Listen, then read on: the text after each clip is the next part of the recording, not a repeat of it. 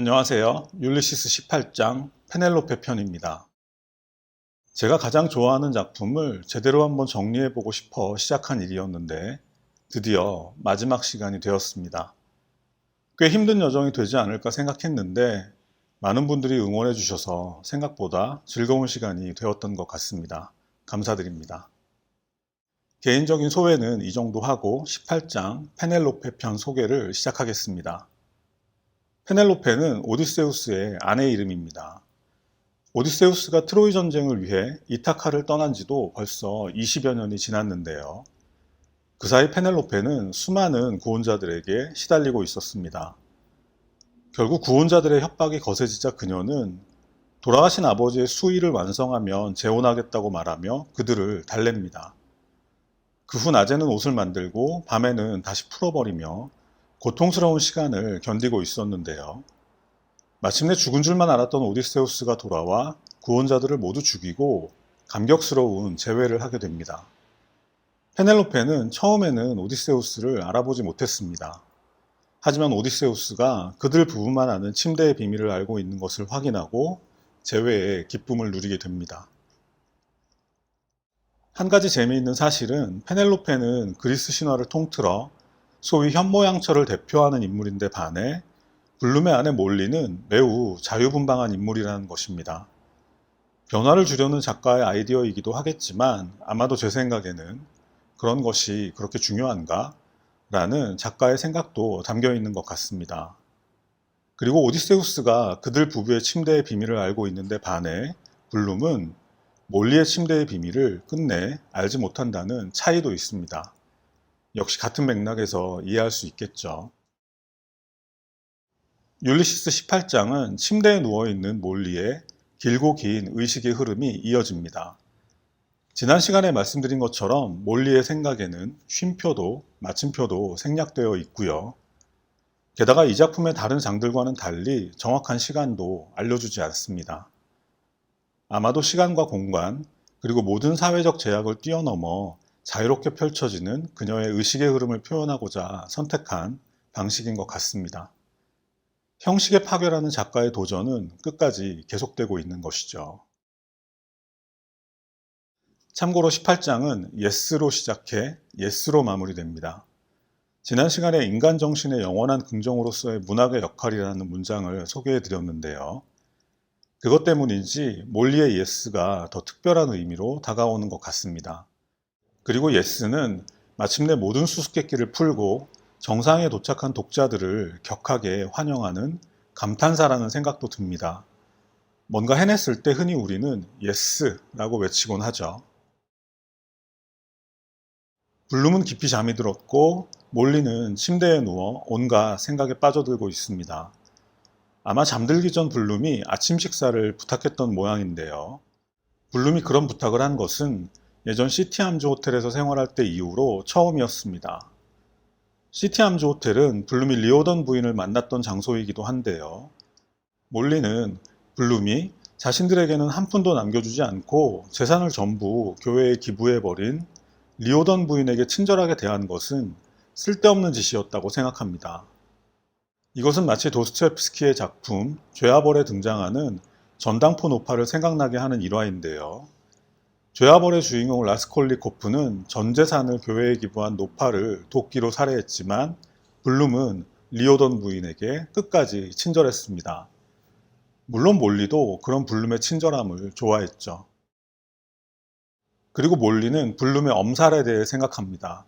만약 블룸이 아프기라도 하면 병원 가는 게 무서워서 벌벌 떨겠지만 막상 억지로 입원시키고 나면 이번에는 간호사들에게 추근대느라 퇴원하지 않으려 하겠죠. 늘 그래왔습니다.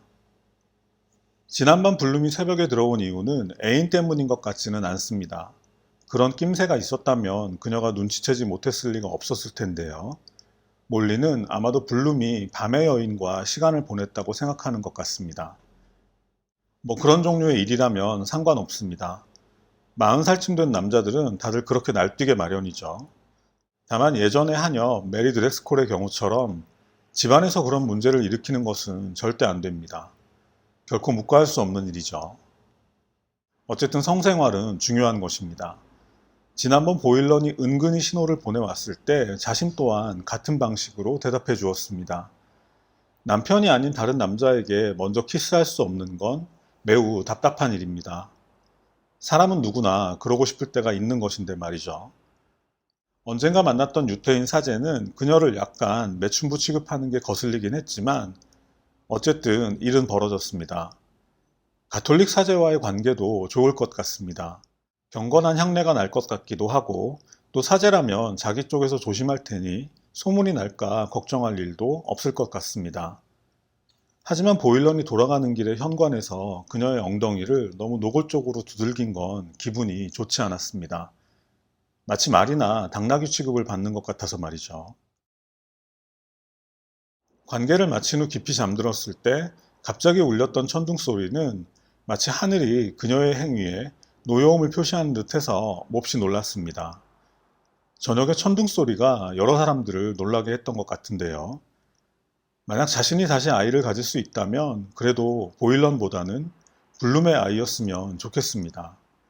블룸의 옛 애인인 데니스 브린 부인을 만나게 한다거나 자신과 보일런의 관계를 넌지시 흘린다거나 해서 블룸을 자극해 봐야겠습니다.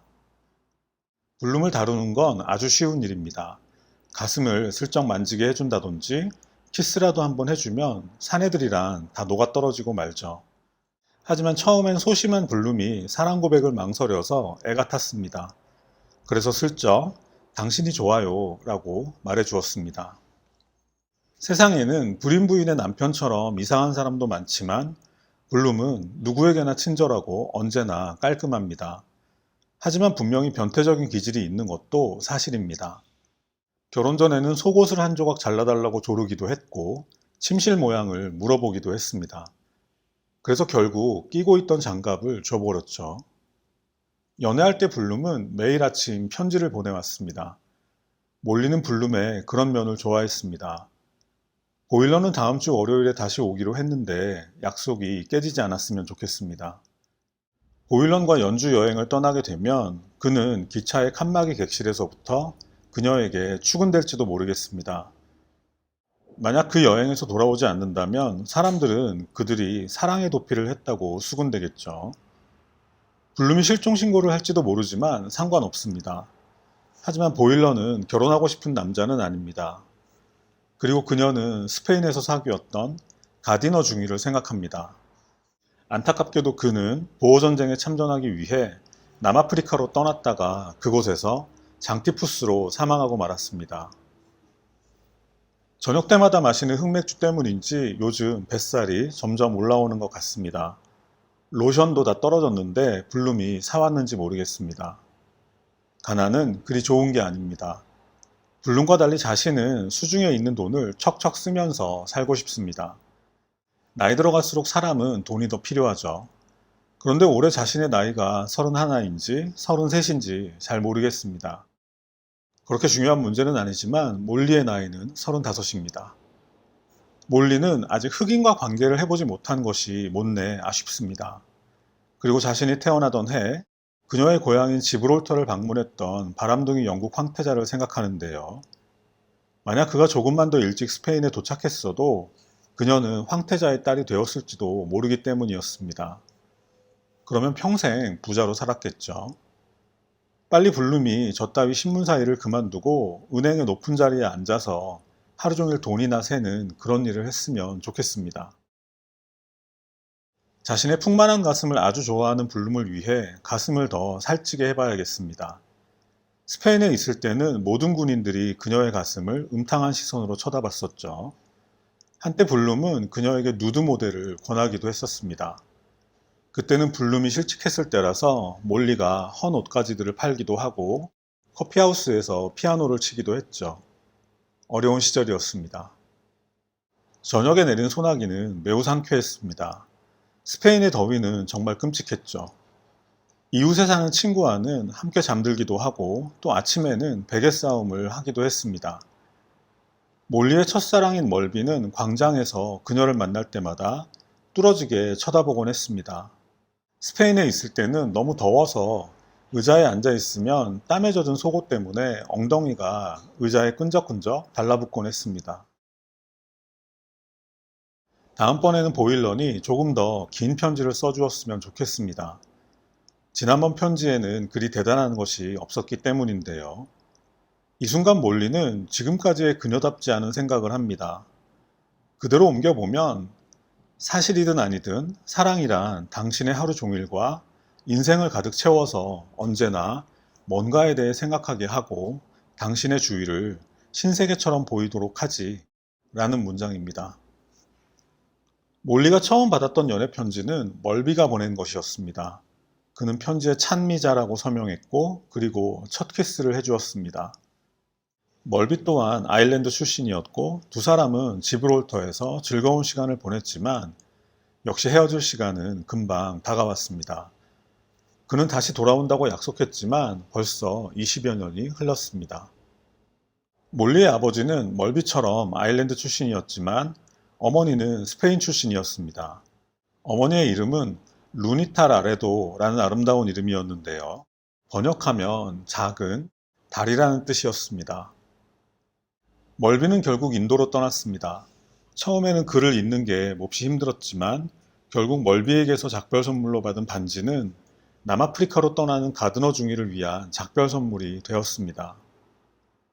새벽 4시에 들어온 걸 보니 혹시 블룸이 타락한 대학생들과 어울리는 건 아닌지 모르겠습니다. 하지만 그녀는 블룸이 아침에 고양이와 노는 모습을 지켜보는 걸 좋아합니다. 그런 블룸을 위해 피크닉을 계획해 보는 것도 좋을 것 같습니다. 물론 블룸을 위해 다른 여자도 초대해야겠죠. 피크닉 장소로는 바닷가가 좋을 것 같은데 하지만 블룸과 함께 보트에 타지는 않을 것입니다. 언젠가 그가 노를 젓는 보트에 탔다가 물에 빠져 죽을 뻔했기 때문이죠. 결혼하기 전에 블룸은 몰리가 좋아하는 것은 뭐든지 해주겠다고 말했습니다. 그런데도 그녀를 밤새 혼자 내버려 두다니 이해할 수 없는 일입니다. 혹시 밤중에 강도라도 들면 어쩌려고 그러는지 말이죠. 물론 블룸은 자신보다 더 겁을 먹겠지만 그래도 없는 것보다는 나으니까요. 그런데 한밤중에 그것도 사이먼 데덜러스의 아들을 집으로 데려온 건 놀라운 일이었습니다. 몹시 똑똑해서 온갖 상을 다 탔다고 하던데 말이죠. 그건 그렇고 그 새벽에 울타리를 뛰어넘다니. 덕분에 스티븐이 부엌 빨랫줄에 걸린 자신의 낡고 지저분한 옷들을 다 보고 말았습니다. 어떻게 만났는지는 모르겠지만 블룸과 처음 마주쳤을 때는 10분 동안이나 서로를 빤히 쳐다보았습니다. 블룸은 마치 아는 누군가를 만난 것 같았는데 그것은 아마도 몰리가 엄마를 닮아서 유태인처럼 보였기 때문인 것 같습니다. 그 후로 블룸은 몰리의 주변을 맴돌며 그녀의 관심을 끌어보려 애썼습니다. 그러다가 손에 묻은 잉크를 씻는다는 핑계로 그녀의 집에 들어오기도 했습니다. 나중에 보니 비누는 쓰지도 않았더군요. 이 낡은 침대는 언제나 늙은 코헨 할아버지를 생각나게 합니다. 블룸은 이 침대를 다른 사람에게서 샀다고 알고 있지만 아마도 몰리는 누군가가 이 침대에서 숨을 거두었다는 걸 말하고 싶지 않아서 블룸에게는 거짓말을 한 것 같습니다. 오디세우스와 달리 블룸은 침대의 비밀을 알지 못합니다. 그들 부부는 점점 더 가난해지고 있습니다. 하지만 그래도 블룸은 더블린의 다른 남자들처럼 술 때문에 가정을 내팽개치는 그런 사람은 아닙니다. 사이먼만 해도 언제나 얼큰하게 취해서 노래를 부르곤 했습니다. 그의 아들인 스티브는 어떤 인물인지 궁금합니다. 생각해보면 11년 전 사이먼과 함께 있는 스티븐을 만난 기억이 있는데 아들 루디의 죽음 때문에 상복을 입고 있었던 때라 잘 기억하고 있습니다. 스티븐은 시를 쓴다고 하던데 자신도 언제나 시를 좋아했습니다. 스티븐이 여자에 관한 시를 쓰고 싶다면 자기만한 상대도 없을 텐데 말이죠. 저런 뛰어난 인물을 만나는 건 어떤 느낌일까요? 만약 그럴 수 있다면 스티븐의 온 몸을 후끈 달아오르게 해줄 수 있을 텐데 말이죠. 그러면 그는 몰리를 위한 시를 지을 것입니다. 그러면 스티븐과 그녀가 함께 유명해질 수 있겠죠. 그렇게 되면 보일런 같은 사람은 신경 쓸 필요도 없을 것입니다. 세상은 여자들이 지배하는 게 훨씬 나을 것 같습니다. 스티븐이 저렇게 방황하는 것도 어머니가 없기 때문이겠죠. 하지만 자신에게는 아들이 없습니다. 루디가 죽었을 때 그녀는 깨달았습니다. 다시는 아이를 갖지 못하리라는 것을 말이죠. 그 뒤로 그들 부부 사이는 아주 변해버렸습니다. 블룸과 첫사랑을 나눴던 호우드 언덕에서는 지나치게 소심한 블룸 때문에 애가 탔습니다. 그래서 그녀는 먹고 있던 씨앗 과자를 슬며시 그의 입에 넣어주었고, 마침내 긴 입맞춤이 끝나자 그녀는 거의 숨이 막힐 지경이었습니다. 그날 블룸은 그녀를 야산의 꽃이라고 불렀습니다. 그리고 오늘은 태양이 당신을 위해서 비친다고 말해주었습니다. 그렇습니다. 그것이 그를 좋아하게 된 이유였습니다. 왜냐하면 블룸은 다른 남자들과는 달리 여자의 마음을 진심으로 이해하고 느끼고 있다는 걸 알 수 있었기 때문입니다. 블룸은 다른 남자들과는 달랐기 때문이죠. 그녀는 그를 끌어안고 자기 쪽으로 당겼습니다. 그러자 그의 심장이 미칠 듯이 뛰는 걸 느낄 수 있었습니다. 그리고 그녀는 이렇게 얘기했습니다. 네, 그렇게 하겠어요. 예스 라고 말이죠. 이렇게 제임스 조이스의 율리시스 소개를 마치겠습니다. 18장에서는 몰리의 몹시 자유분방한 모습을 관찰할 수 있었는데요. 하지만 그럼에도 불구하고 그녀의 의식의 흐름이 항상 블룸에게로 귀결되는 것 또한 눈치채셨을 것 같습니다. 아마도 작가는 세상의 모든 사랑이 꼭 페넬로페 같을 필요는 없다고 말하고 싶은 것 같습니다. 뭐 그럴 수도 있겠지만 그렇다고 이 작품에서 꼭 강조했어야 했나 싶기도 한데요. 생각해보면 사랑에도 여러 종류가 있다고 말하고 싶었던 게 아닐까 싶습니다. 블룸이나 몰리 모두 페넬로페식의 사랑을 하고 있지는 않지만 그렇다고 해서 그들 부부가 서로를 사랑하는 정도가 다른 경우에 비해 덜하다고 말할 수는 없으니까요. 이것은 그대로 가족과 조국 아일랜드에 대한 스티븐의 사랑 방식에 대해서도 적용할 수 있는 것이겠죠. 너희들은 가족과 조국을 버리고 비겁하게 도망갔다고 나를 비난하겠지만 하지만 내가 세상 어디를 가던 내 가족과 아일랜드는 항상 내 안에 생생하게 살아있으며 나 역시 언제나 나만의 방식으로 그들을 사랑해왔다는 말을 하고 싶었던 것이겠죠. 심지어 도망치고 싶어도 그럴 수도 없었다고 말이죠. 이 영상을 봐오신 분들이 지금쯤 어떤 생각을 하시는지 모르겠습니다. 우리는 보통 이 작품이 복잡한 의식의 흐름 기법으로 쓰여진 세상에서 가장 어려운 문학작품이라서 영문학 교수들조차 제대로 읽은 사람이 거의 없다는 그런 전설의 작품이라고 알고 있죠. 그럼에도 우리가 이 책을 펼치는 이유는 도전의식이나 혹은 호기심이나 또는 소위 말하는 지적 허영심 같은 것들 때문일 텐데요. 아마도 작가는 독자들의 그런 심리를 역이용한 것 같습니다. 본인도 지적 허영심이라는 게 어떤 것인지 누구보다 잘 알고 있었으니까 남들과는 너무 다른 자신이 조국을 사랑하는 방식을 남들과는 완전히 다른 방법으로 접근해 보고자 했던 게 아닐까 싶습니다. 우리의 상식과는 많이 어긋나지만 블룸과 몰리의 사랑도 진정한 사랑의 한 형태라는 걸 증명하는 과정을 통해서 말이죠. 그러려면 소설이라는 형식을 완전히 해체하고 다시 세울 필요가 있었겠죠. 물론 모더니즘의 기수가 되고 싶었던 욕심이 없었다고 말하려는 건 아니고요. 당연히 그런 야망도 있었겠지만 그에 못지않게 다른 중요한 목적도 있지 않았을까 싶은 것이죠. 제 개인적인 의견은 이 정도만 해도 좋을 것 같습니다. 지금은 다만 여기까지 오신 분들께 진심으로 축하드리는 게 더 중요한 것 같습니다. 고생하셨습니다. 축하드립니다. 그리고 율리시스 소개를 마치겠습니다. 부족한 영상 끝까지 봐주셔서 감사드립니다. 감사합니다.